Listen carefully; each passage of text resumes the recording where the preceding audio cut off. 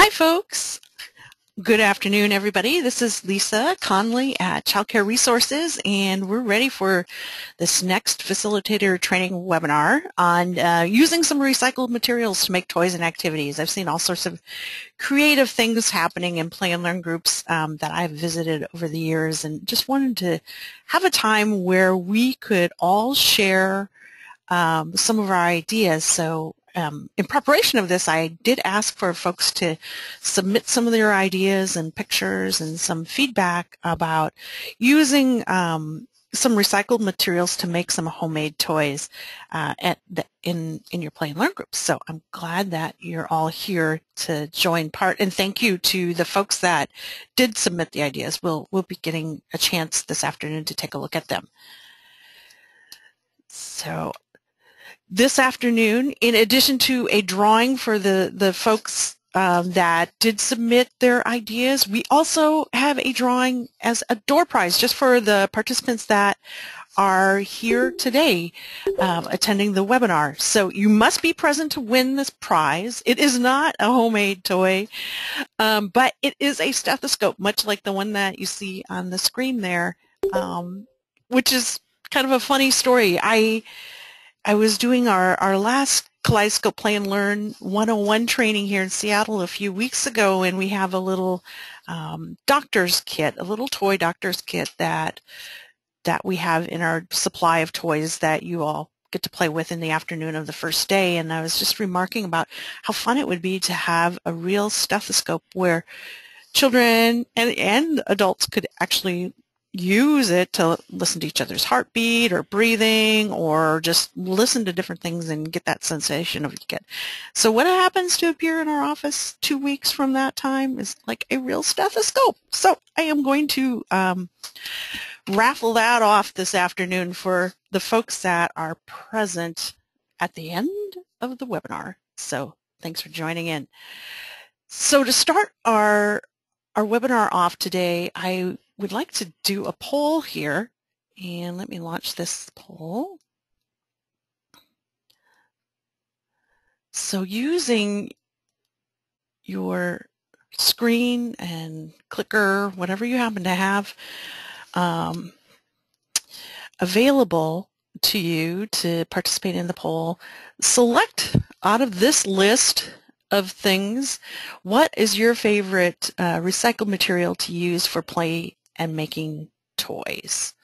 So we've got several different options here for you, and you might have several favorites on here. It's cardboard tubes, paper rolls, milk cartons.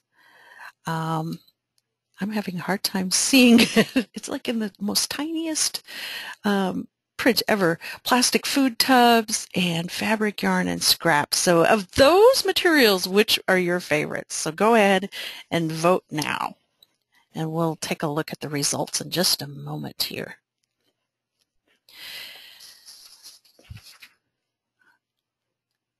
All right. Everybody had a chance to mark your poll there? Okay, let's go ahead and close it and see what the big winner is. And the results are in cardboard box by a landslide.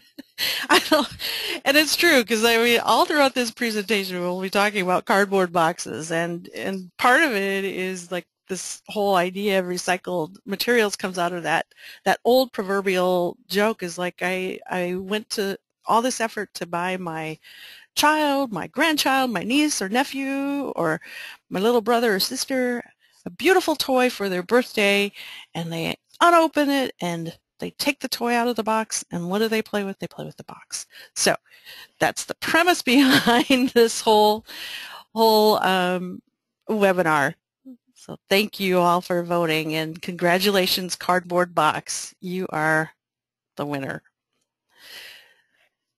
So let's go back, and I can, oops, let me just make sure you guys can see what we've got here.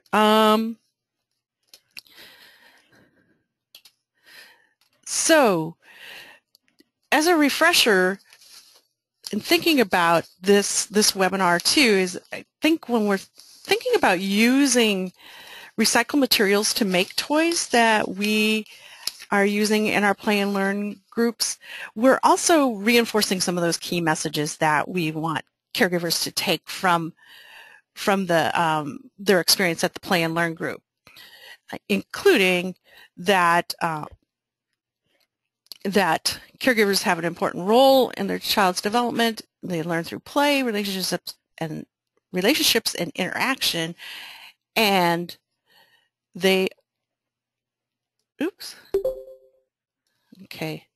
I'm sorry.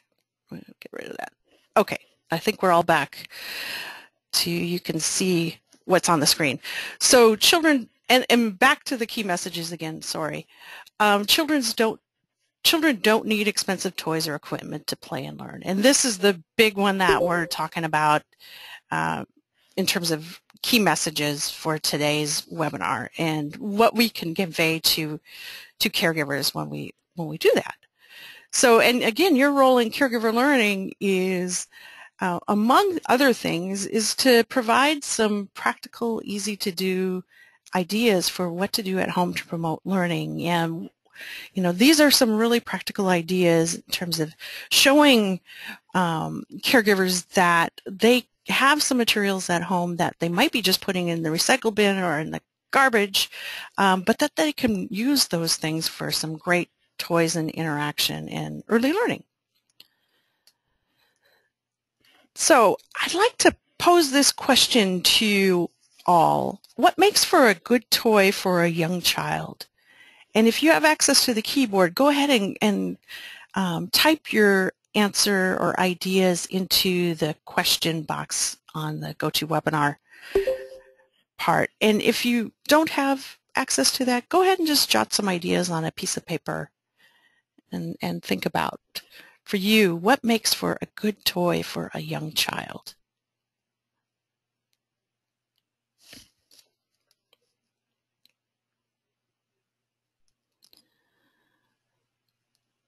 You folks out there typing away?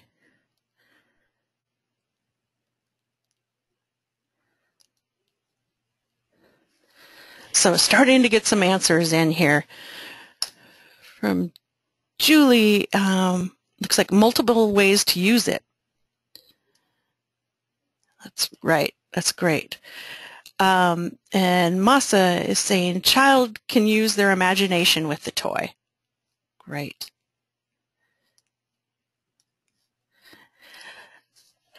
And Julie Jacobson is writing something safe, parent involvement in toy, almost anything. That's great. And Jordan says safe, practical, open-ended. Great. All good ideas. Very good. So in thinking about making toys for children, we want to keep those ideas in mind. What makes for a good toy? And I think we've hit most of these points. You know, it's safe. It encourages exploring. It can be played with in different ways. It encourages use of different developmental domains. So at the same time, while a child is playing with an object, they might be developing their cognitive, fine motor, language, large motor, social, emotional, other types of skills while they're engaging with that toy. It's developmentally appropriate, both in terms of the size and the level of the challenge it presents to the child. It's also culturally appropriate, and it's fun. It fits the child's interest. And then there's other things that you all listed too, is using imagination and having some involvement, parent involvement, multiple ways of using it. Thanks for your feedback, folks. So when I was looking at the homemade toys that were submitted and that I have seen in play and learn groups, there were a few things that came to mind in kind of almost different categories of what could be a homemade toy or what constitutes a homemade toy. There are some toys that need no making at all. They're just objects that we find around the house that when given to a child or put in a certain situation, they become a toy. And there are some toys that we can actually make. And And then there are toys that children can make, and sometimes that requires our assistance as well, too. So we have some examples of all of those today. The first one is toys that really need no making. They just need to be offered to the child, maybe put in a particular situation, and then let the child take it from there. So one thing I was thinking about, is the measuring cups right here that can be used as nesting cups or stacking cups. Like you might buy something like that at Toys R Us or somewhere else, but you might have this in your kitchen drawer as well too. Or if you add something like measuring cups to bath time, then you've got an instant toy for scooping and pouring and measuring and doing all sorts of things, floating. Add sand at the beach or wherever, and then you've got other sorts of things going on too. Another great toy that doesn't need making is blankets, sheets, things like that, where all you need to do is spread it out, and for a baby or an infant, a crawler, it becomes a place for tummy time. Drape it over a table for a tent or a tunnel. Do all sorts of things with that. You could wrap it around and become a superhero, or make a costume out of it, or play peekaboo. There's all sorts of things you can do with these sorts of toys that need no making. They just need us to put them in the hands of children, and they will find some ways to play with it. So think about and type in the question box, what are some examples that you have of toys that need no making? So objects that you might find around the house or the neighborhood that, again, just given to a child, they'll find a way to become a toy. So go ahead and type those in.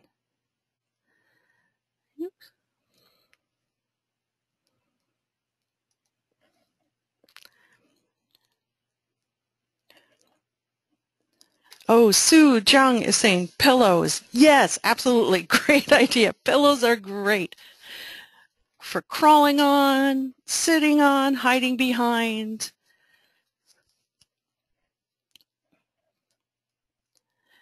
Oh, masa, dirt. Yes, yes, dirt. Really, no expense at all, usually, right? Some clean dirt or maybe even some wet dirt, and you've got all sorts of things going on.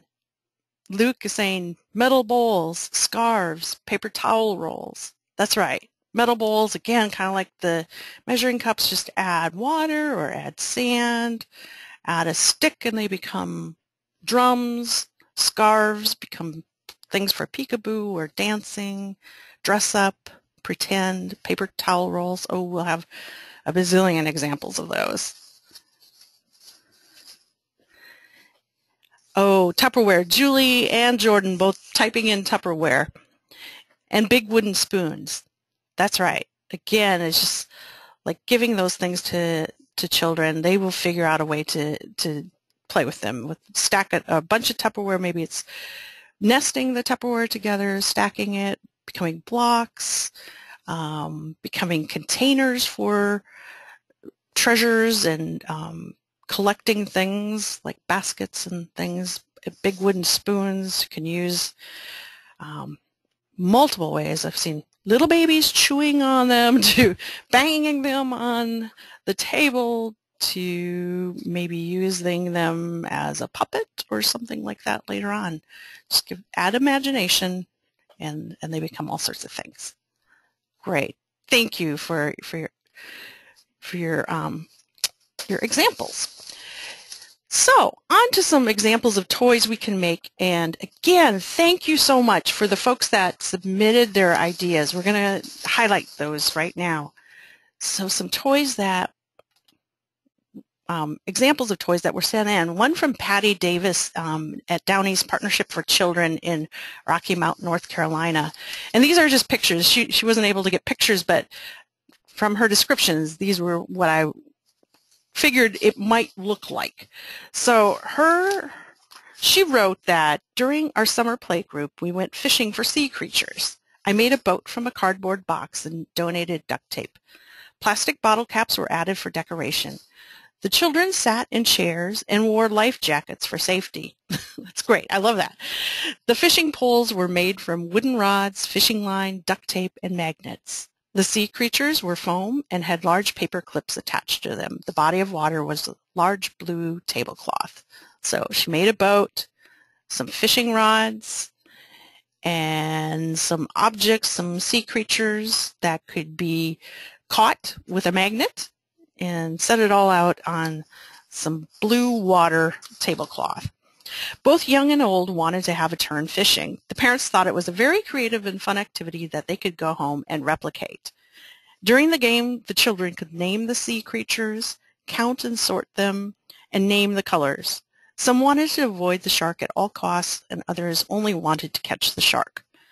Most of the kids would get right back in line to have another turn. This game was engaging to all spectators. So yeah, lots of fun there.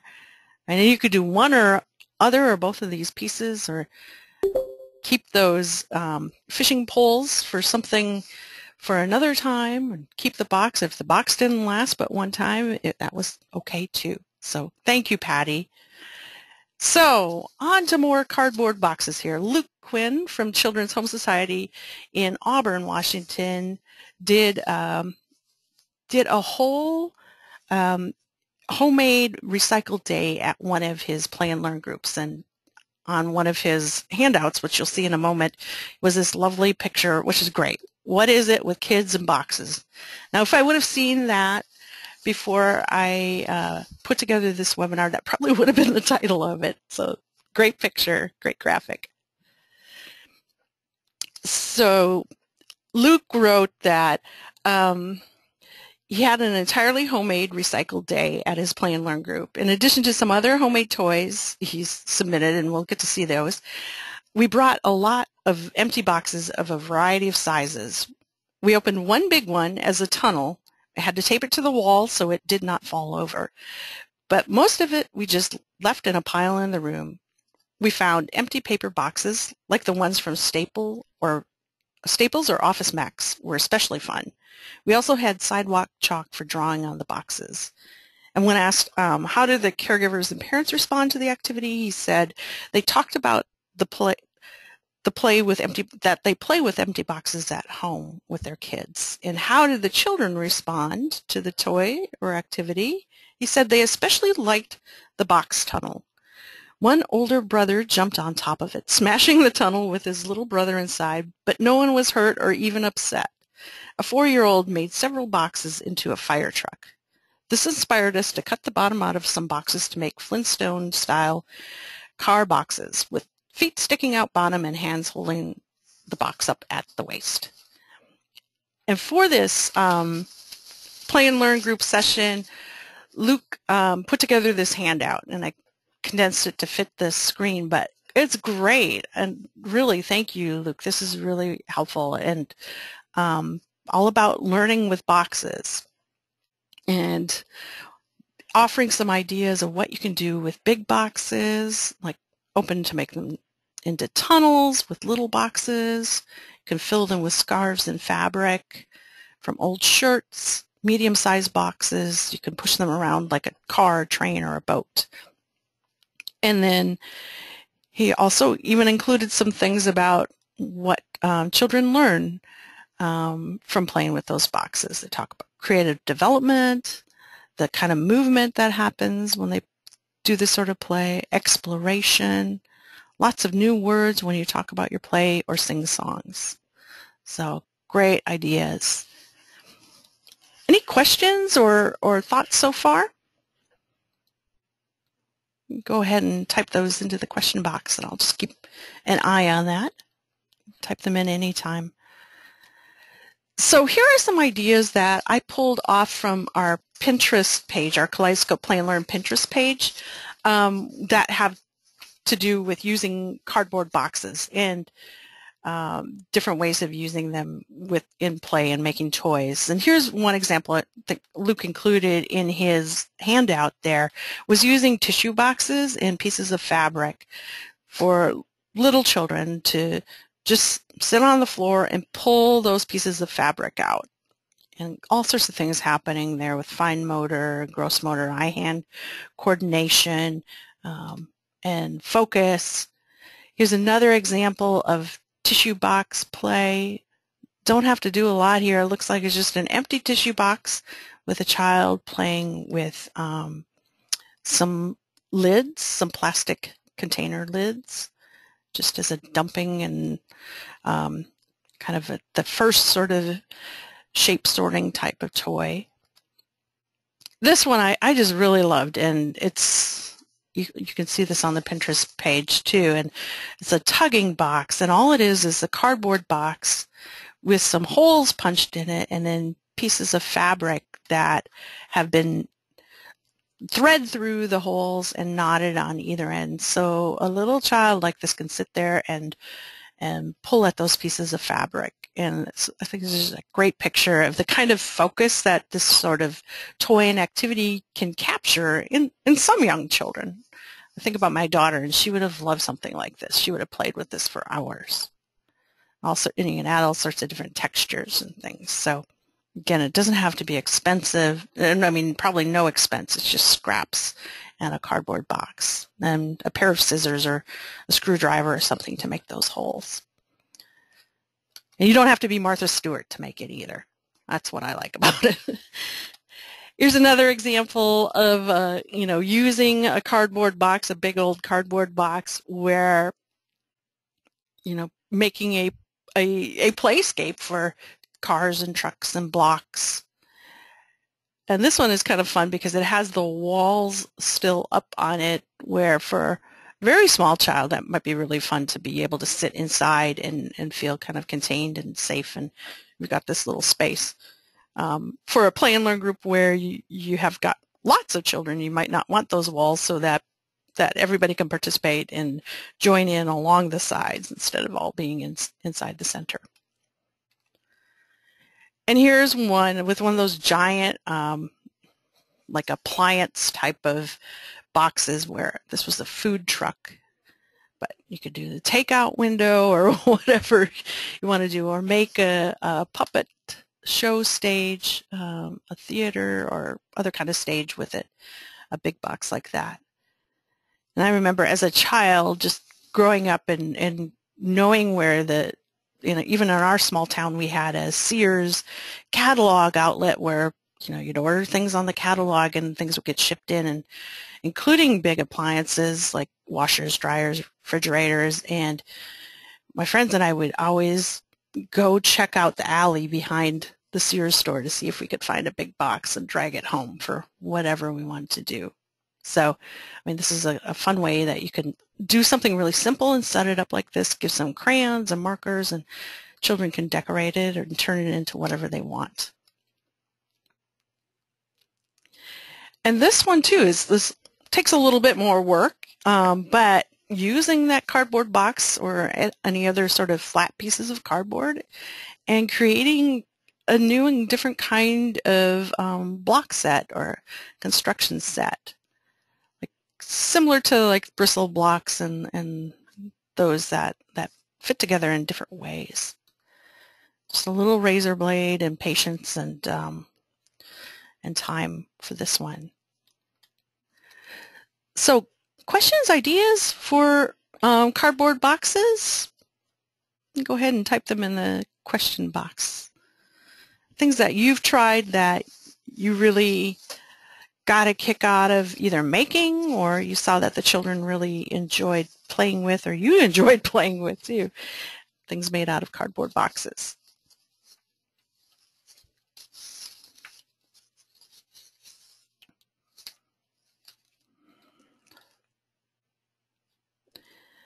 All right. So Luke, again, thank you, Luke. You sent in a few different ideas.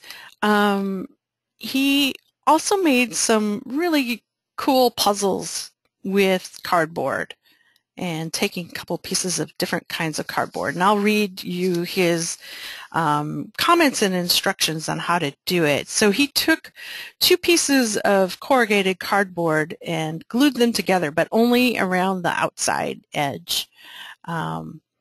so that he could cut out, he traced some objects, and then he cut them out with a razor, trying only to cut through one layer of cardboard. It's okay if you go through both a little, it said. Pry out the piece you've cut with the tip of the razor. So just, again, some homemade or recyclable materials in some cases here, like lids, plastic lids, jar lids here, some blocks that he probably had on hand here. So these ideas with the cardboard ones, and then he has an alternate one which he says is much simpler. No need for 2 layers of cardboard, just trace the objects for matching puzzles. So you can just take whatever sort of household object you have available to you and trace it on a piece of paper, and then let the children match those up. So how do the caregivers and parents respond to the toy and activity? He said they think it's pretty cool, but I worry that it's a bit overcomplicated for them to replicate. He wants to make several blanks of pre-glued cardboard to make it easier for caregivers to do it on their own. So, and then how do the children respond? They tend to like the ones with the blocks better than the ones with lids. So worth giving a try. Those are really great. And I like that, Luke, you included words and numbers on there too. Very cool. And from Pinterest, a couple of similar ideas like puzzles and things of that nature. Here's another example of using that tracing idea on a big piece of paper. This would be a great one for a play and learn group where you could take blocks, or if you've got some different objects that you have in your collection of play stuff for play and learn, just trace them out and let the kids have at it and matching and doing some puzzle making. And another example of a homemade toy, this idea of tracing and shapes. This one is on a piece of flat cardboard, again with pieces, looks like cut out of felt, and then maybe a couple of bottle caps and things with Velcro stuck to them. And then the objects are outlined on the board here. So children can put those together. Again, great ways to talk about shapes, colors, sizes, and also to develop some of that fine motor skills, that matching skills, problem solving, and those things that lead to reading and math later on. And then homemade giant tangrams, so those tangram type puzzles that are made out of basic shapes like parallelograms and squares and rectangles and different kinds of triangles that you can use to make different patterns or even different representations of things, animals, plants, buildings. They're just done it in flat. And again, this looks pretty simple, maybe having a pattern of and tracing out some shapes and just giving the children a chance to play with them and explore different ways of putting them together. So Elise from Seattle Public Schools here in Seattle just sent this idea in too. It's very cute. She made a guitar and a drum. So if you're tired of playing with playing air guitar or air drum, go ahead and grab yourself a cardboard box, a small cardboard box like this, or maybe like a cereal box would work, and a toilet paper tube or a paper towel tube, and make your own little guitar and a little drum made out of a plastic food container with a piece of string around it so that you could hang it over your shoulder and actually drum on it. This one makes some noise. And the guitar would as well. And I've seen some ones, similar types, similar to this, where taking like a Kleenex box or another box where you have a hole cut out of it with some rubber band strapped around it, and it actually can make a little bit of noise too. So thank you, Elise. That's really great. And Luke, again, Luke, oh my goodness. I don't know. Luke should be doing this webinar because he's submitted such really cool, great ideas. And this is another one of the toys that he made and used in his Play and Learn group. As you can see, it's a soy milk container, like a milk carton, and then some pom-poms. And he just got the pom-poms from the dollar store, and he said, with a razor, cut a door in one side of the container with a notch big enough for a finger in one corner to open the door. So easy enough to open.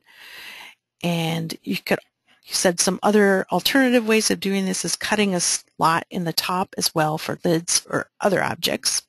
So if you wanted to use different shapes in it. And how did caregivers and parents respond to the toy and activity?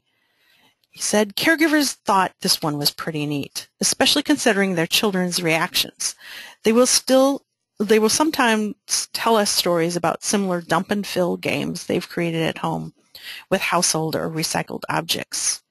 And then how did the children respond? He said, this has been by far the most popular of our recycled toys with the children. They really respond to putting the pom-poms in the circular spout and want to do it over and over.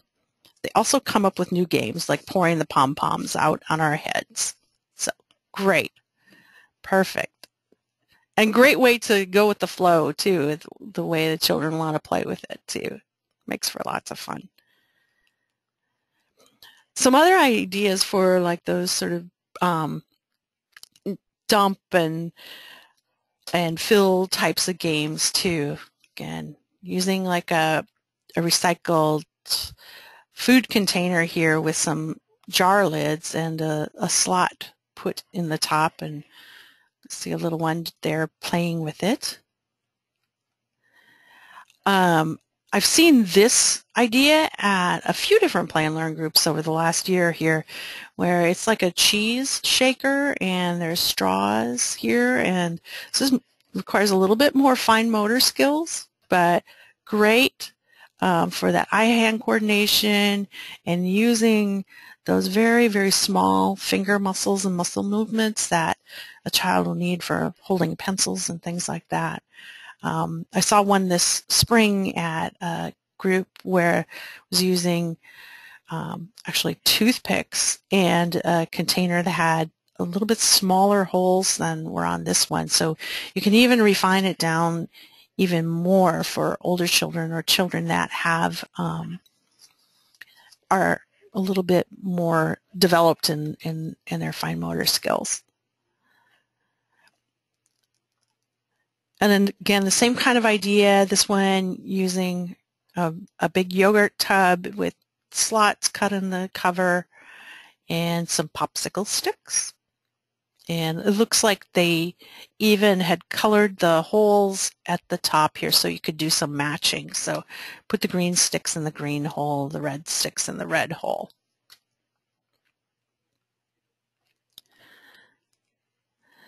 So questions or thoughts so far?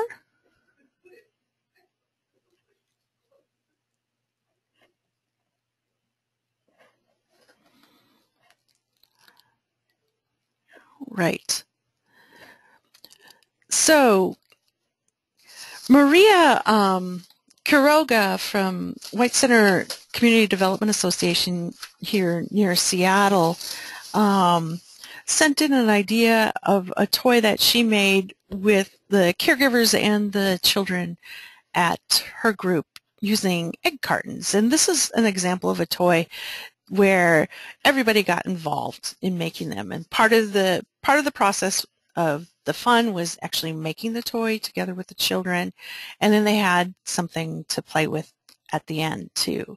And she made caterpillars here with egg cartons, and here you can see a picture. That's Maria right there with the blue t-shirt, and a mom who's helping to cut out the pieces out of egg cartons, and then some eyes, pom-poms, and pipe cleaners, and a little bit of glue, and some patience and some help for some of the children to put those together. And she said that they also use those to talk about colors and count legs, count the little pom-poms on the back. and that the children did play with those for a little bit of time too as well, and took them home.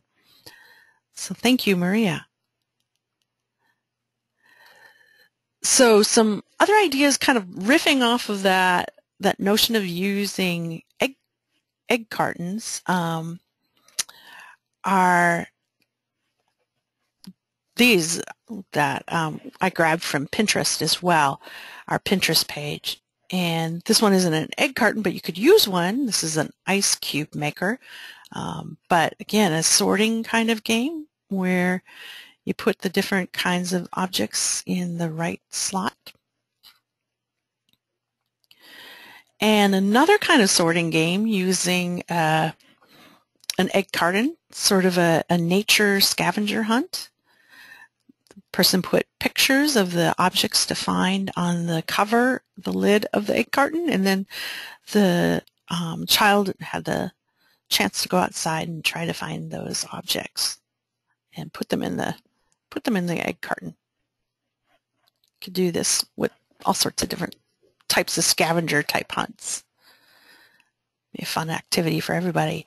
And here's another way to use those egg cartons of combining some stickers with numbers and put them in each of the little compartments there, and with some beans, dried beans or corn or pom-poms or whatever small object that you might have, and then let the children count those objects and put them in the right little spot.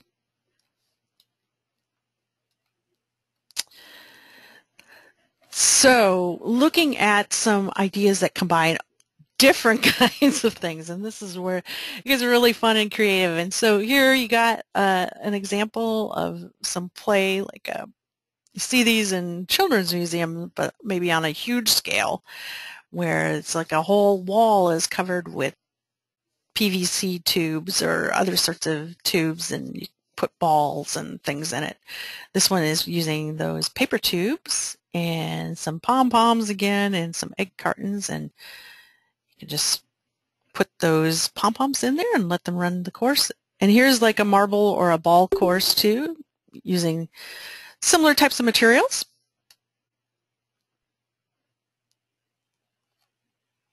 And here, using some materials that, and just using them as building materials. Egg cartons, there's some kind of like old CDs or DVDs, and paper towel tubes. And just let the children do what they want to with those. Put some blocks in there, whatever. Again, this might be an example of toys that really don't need any making. They just need to be made available to kids. And again, another example of toys that don't need to be made, but just made available. These are just like those pots that plants come in when you buy them at the nursery. You get a collection of those.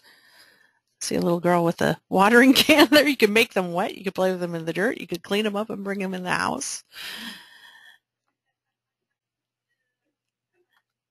And this one takes a little bit more effort, but it looks really fun and really cool. I mean, I would like a set of this. And this is just some cans cleaned out and using magnets to stick different objects on top or to the cans.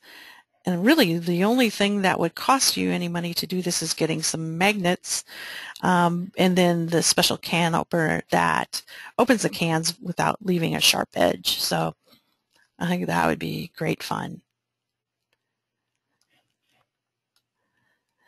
And then using empty plastic bottles, sensory bottles. I've seen these a lot in different play and learn groups, and I really, really like the idea. Just putting different objects in there, things that have different colors, make different sounds, give a different sort of visual impact. So might shake differently. Some things pour slowly or more quickly. Glue the lids on, and children of many different ages would enjoy that. Even babies can enjoy those.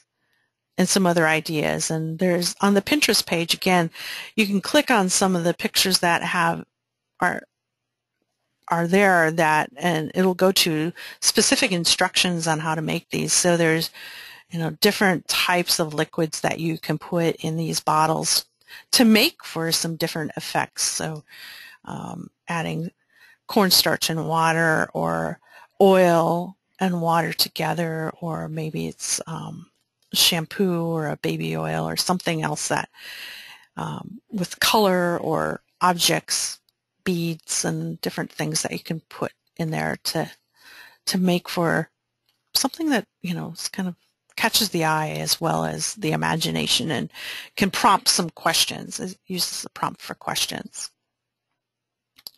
And then, of course, you can also make a bowling set, and this one's really pretty.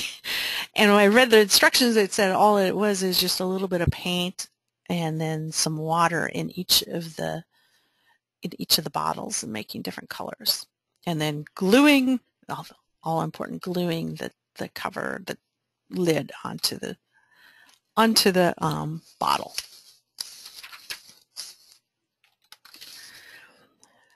So any ideas that you saw here that you would like to try? Go ahead and type in the idea, or if you saw one here this afternoon that you would really like to try out in your Play and Learn group. Type it in the question box.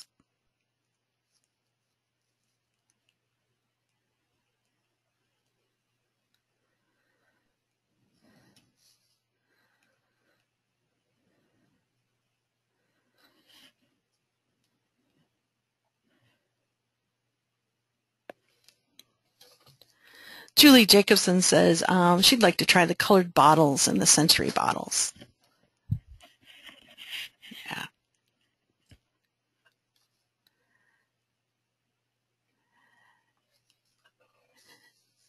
And Jordan would like to try Luke's idea of the milk carton and the pom-poms.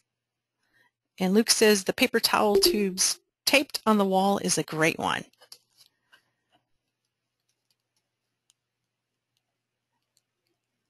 Right.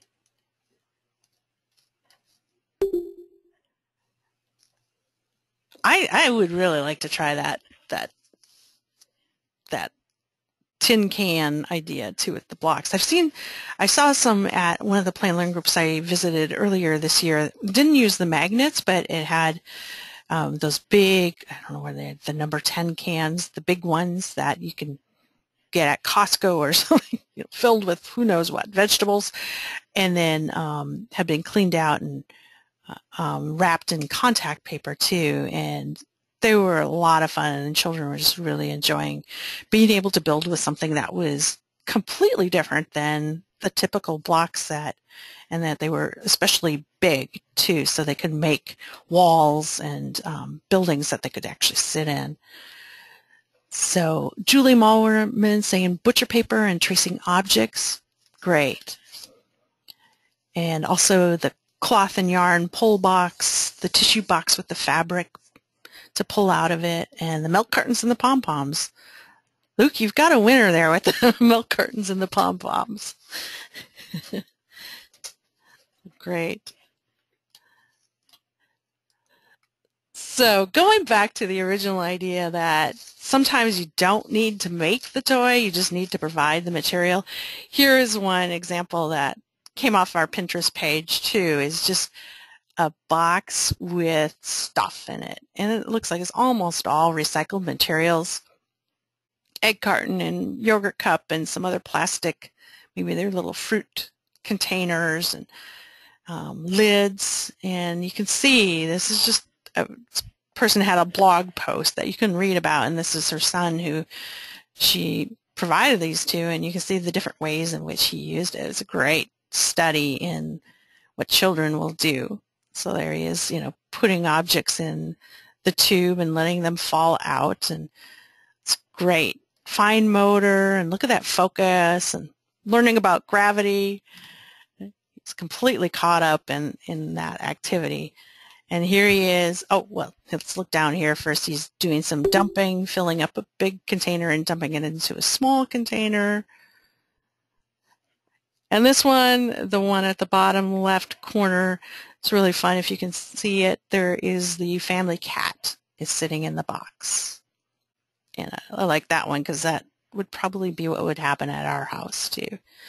But Kitty's getting dumped on. Oh no, Julie said she can't access the webinar anymore. I'm sorry. So, well, try again, Julie. See if you can re-log into it and let me know if anybody else is having that problem. Here's another, okay, Julie's back. Great, thank you. Here's another idea, the same concept, but with older children, and there was another picture of this on the blog post that this photo came from on Pinterest, and similar types of materials, and this one they actually added in some tape and glue, and scissors were included in the box, and just these two kids there just really playing with it, playing with the materials and creating and discovering. I think they were just calling them discovery boxes, but nothing fancy, and the children just kind of using them for whatever interests them.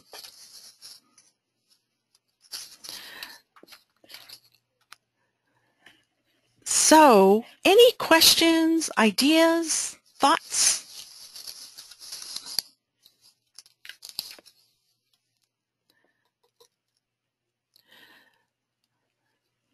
Okay, so today, for the folks that entered the contest where they sent in some of their ideas for homemade toys and activities, we're going to have a drawing. 2 lucky people will win a $25 gift certificate at Discount School Supply to buy, hopefully, I mean, you can buy whatever you want, but maybe you're going to buy some paint, some glue, some tape, some things that will help to help you make some more objects. So the first person to win is Elise from Seattle Public Schools. Congratulations! And I'm pulling out names from a cup here. And then Luke. My goodness, well, Luke had several chances, so that's great. So congratulations to both Luke and Elise, and also thank you to Patty and Maria for sending in your ideas too. So are there any other simple toys or that you have made that you'd like to share with folks? Just type those in the question box before we wrap up today. I'd like to hear more from folks. Ideas you've tried that you'd like encourage other people to try. Excuse me. Play-Doh. Oh, Fran, yes. Fran Williams says Play-Doh, and that is, yeah. I could have done a whole section on Play-Doh as well, too. And everybody has their favorite recipe. And again, that's one of those toys that you can make the Play-Doh together with the child, have them help you make it, and then you can all play together too. Julie Jacobson says chips in a can games with all kinds of food containers, lids, caps, clothespins, Cheerios, almost anything. That's great. So putting different objects into containers and such.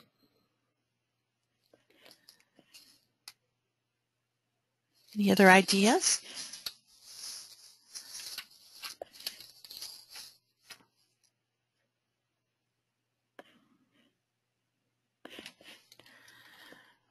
Great. Well, I'm just going to show you again the Pinterest page in case you haven't seen it. Oops, let's go here. So Kaleidoscope Play Learn does have a Pinterest page or Pinterest board, multiple boards on Pinterest, where you can find some of the ideas that we talked about today. Here's the one with the pulling box. So you just click on there, the different categories, and you'll find all sorts of ideas. So some more fill and dump kinds of toys and texture cards here for babies. Most of these ideas on the Pinterest board are pretty simple, easy to do activities. Some, again, that might need a little bit of making, and then others like this playing with flashlights where all you need is a flashlight and it's a toy. It's an instant toy. So go ahead and check that out. And if you've got ideas that you think we should include on the Pinterest board, just let me know and we'll be happy to do that. So there's on different boards for different categories. So things for babies and toddlers, different activities for exploring our senses or that lead to early literacy skill development, what happens when, and I think in the creativity in our senses there might be some ideas for homemade PlayDoh as well as other sorts of sensory homemade kinds of things like GAC and oobleck, those sorts of things that are really fun to do. So take a look at that and see what you can find. Then a couple other resources to draw your attention to as well is that on the NIAC, the National Association for the Education of Young Children website, are some great articles on how children learn and different things that you can do, some that are specifically written for parents and for caregivers. And I mean, these are articles that you could use to help yourself learn about child development, but also if you wanted to use these as handouts, that would be great too. So there's one about why do babies like boxes best, and really just talks about some of the ideas that we talked about and the activities that and toys and materials that you all submitted too, and then what children learn from that kind of play. And then another article that was related that I ran across on the NIAC website too is low-cost learning materials for infants and toddlers. So some more ideas like making different kinds of shakers and using straws in different ways, how to use ribbons and fabric scraps, pots, pans, and spoons. So great ideas, and also, you know, you can print it out and use it as a handout too.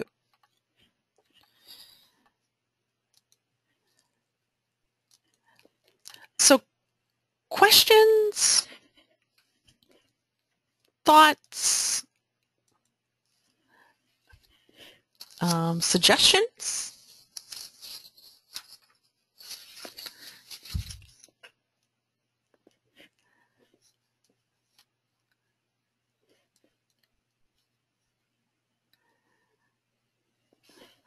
All right. Well, I hope this gave you some great ideas. Oh, Julie, thank you. Julie Jacobson saying, very much enjoyed your presentation. Thank you. Thank you for being there. And stay online for just a few more moments. But thank you. I hope this gave you some ideas and some encouragement to try some new different things. And again, just keep the ideas flowing. And if you come up with something really awesome or you want to just share the word, you know, send me an email and I can share that out to other folks via our email list, or if there's a way to post it on our Pinterest board, we can do that as well. So our next webinar is going to be on Wednesday, December 10th, 2 to 3:30 Pacific time. And we're going to be talking about the Early Learning Conversations, which is a program that we've developed here at Child Care Resources, excuse me. And it's a way to bring families together to talk about child development and school readiness. And Paula Steinke, my coworker here, will do the presentation. She was pretty critical in developing this program, and we've been trying to get it started in different parts around the state. So I hope you can join us for that. You can learn more about what the Early Conversation program is and how you might be able to use it in conjunction with your Kaleidoscope Play and Learn group, or maybe you might just want to do it as a separate program in and of itself. So that will be available, and I think the invitations will be going out pretty soon for that. So hope you join that. And then we do have the door prize here. So I have, I do have your names in the cup here. I'm going to draw the winner of the stethoscope. Yes, I've got to make sure you're present to win. Oh, Fran Williams, there you are. You are present. I see that you're here. So great, Fran, I will pop that stethoscope in the mail to you, and I know that you will find good use for it. Just as an aside, Fran runs a Kaleidoscope Play and Learn group at a local hospital in Olympia, Washington, where families participate and also residents. So physicians in training come to the Play and Learn group too, to learn more about child development and to see real people interacting with real children.